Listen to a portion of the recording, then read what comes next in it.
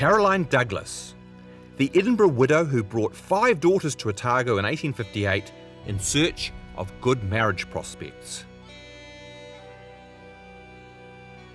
Caroline Montague Scott Prentice was the daughter of a captain in the Scots Fusiliers, born at Dunbar in East Lothian in 1809.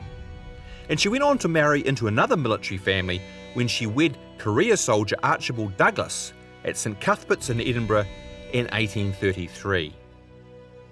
When Archibald was forced to retire from the army by a sword wound, he joined the civil service with a post at the Edinburgh General Post Office. This role was frequently referred to in references to his family in Otago, so it must have involved a fair degree of public prominence. Archibald was also a senior Freemason, so clearly a man embedded in the Scottish establishment. The family lived here at number 17 Gilmore Place in the Bruntsfield area of Edinburgh, whose houses were described in 1852 as being of a respectable class, 2 stories high with small gardens attached and small railed-in areas in front, just like this. Apparently Archibald was planning on bringing the family out to New Zealand when he died suddenly in 1857. This left Caroline, a widow responsible for a family of 1 adult son and 6 daughters ranging in age from 20 down to 6. She determined nonetheless to carry on out to Otago as planned, perhaps thinking that a colonial setting might provide better marriage prospects for all those daughters.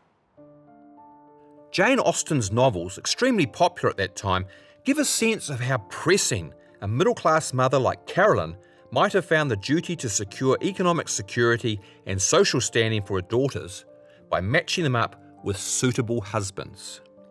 There is a hint of this in letters exchanged with family back in Scotland, which often refer to marriage prospects, though one daughter, Margaret, had a stated preference for remaining single, as indeed she did.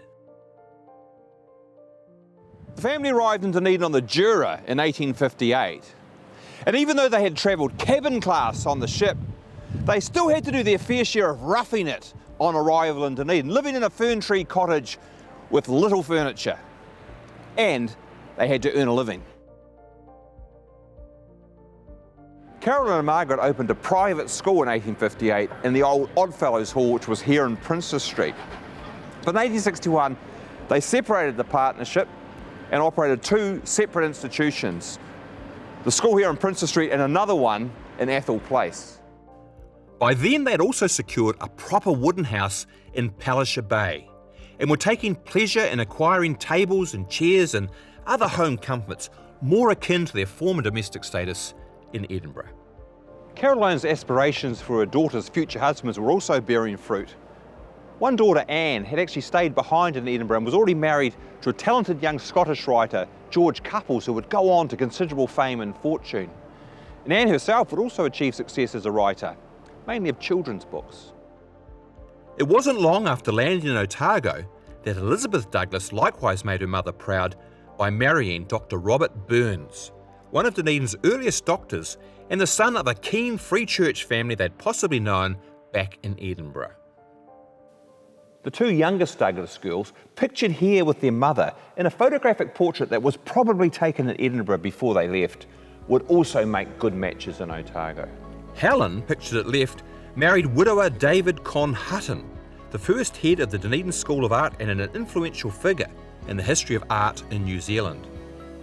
Her younger sister Janet, meanwhile, married Keith Ramsay, founder of an important Otago shipping agency who in 1874 became Dunedin's youngest ever mayor at the age of 30.